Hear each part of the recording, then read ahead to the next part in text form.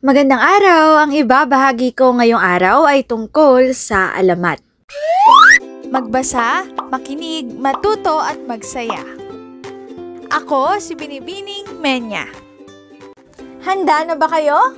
Tara na, umpisa na nating isa-isahin at pirapirasuhin ang mga detalyeng nakapaloob dito.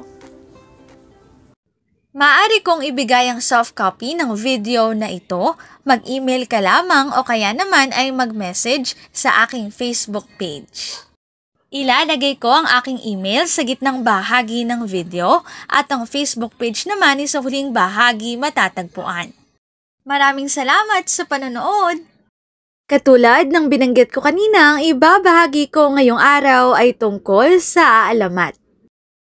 Ang alamat ay isang kwentong nagpapaliwanag ng pinagmulan ng isang bagay, lugar, hayop, halaman o pangyayari sa pamamagitan ng mga kathang-isip na elemento. Ang alamat ay parang tulay ng imahinasyon. Ginagamit ito ng ating mga ninuno para maipaliwanag ang mga bagay na hindi pa kayang ipaliwanag ng agham noon.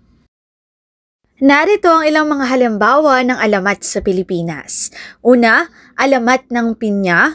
Ikalawa, alamat ng Bulkang Mayon. Ikatlo, alamat ng Sampaguita at ikaapat, alamat ng Bahaghari. Lahat ng rehiyon sa Pilipinas ay may kanya-kanyang alamat at bawat isa may taglay na aral at kakaibang paraan ng pagpapaliwanag sa mundo. Ang alamat ay salamin ng malikhaing pag-iisip at paniniwala ng mga Pilipino. Sa bawat alamat, mababakas natin ang takbo ng kanilang damdamin, pananampalataya at ugnayan sa kalikasan.